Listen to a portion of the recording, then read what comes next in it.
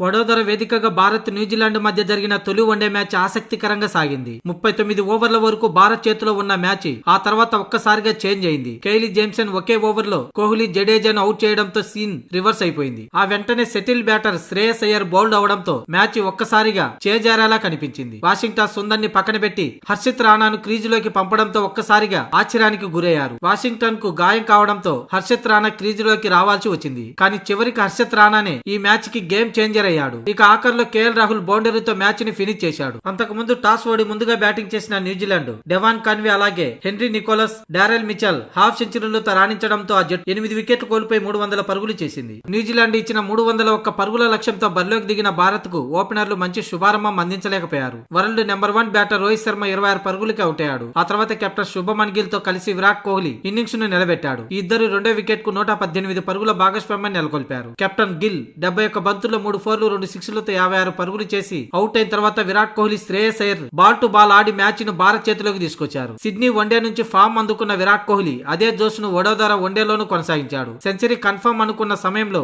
KL Jamieson bowling లో straight 4 కి ప్రయత్నించి అవుట్ అయ్యాడు. 91 బంతులు ఆడిన విరాట్ కోహ్లీ 8 4లు 1 6 తో 93 పరుగులు చేసి అవుట్ అయ్యాడు. ఇక vice captain Shreyas Iyer half సెంచరీకి 1 పరుగు దూరంలో క్లీన్ బౌల్డ్ అయ్యాడు. 47 బంతులు ఆడిన అయ్యర్ 4 4లు 1 6 తో 49 పరుగులు చేశాడు. ఇక జడేజా అలా వచ్చి ఇలా వెళ్లిపోయాడు. ఇక వాషింగ్టన్ సుందర్ కోసం అందరూ ఎదురు చూడగా హర్షిత్ రాణా క్రీజులోకి వచ్చి ఎవరు ఊహించని విధంగా ఆడి మ్యాచ్ విజయంలో కీలకంగా మారాడు. 23 బంతులు ఆడిన హర్షిత్ రాణా 2 4లు 1 6 తో 29 పరుగులు చేసి అవుట్ అయ్యాడు. అప్పటికే మ్యాచ్ ను గెలుపు దగ్గరికి తీసుకొచ్చాడు. ఇక హర్షిత్ రాణా అవుట్ అయిన తర్వాత ఛార్జ్ తీసుకున్న కేఎల్ రాహుల్ స్కోర్ బోర్డును ముందుకు తీసుకెళ్లాడు. కాలు సహకరించకపోయినప్పుడు వాషింగ్టన్ సుందర్ కూడా సింగిల్స్ తీస్తూ రాహుల్ కు స్ట్రైకింగ్ ఇచ్చాడు. 49వ ఓవర్ ఆఖరి 3 బంతుల్లో 4 4 6 బాది రాహుల్ మ్యాచ్ ని ముగించాడు. మొత్తంగా రాహుల్ 21 బంతుల్లో 2 4లు 1 6 తో 29 పరుగులు చేయగా సుందర్ 7 పరుగులు చేసి నాట్అవుట్ గా నిలిచారు. దీంతో టీమిండియా 49వ ఓవర్లోనే 301 పరుగుల లక్ష్యాన్ని ఛేదించి విజయం సాధించింది. న్యూజిలాండ్ బౌలర్లు కేలీ జేమ్సన్ 10 ఓవర్లలో 41 పరుగులు ఇచ్చి 4 వికెట్లు తీసుకున్నాడు.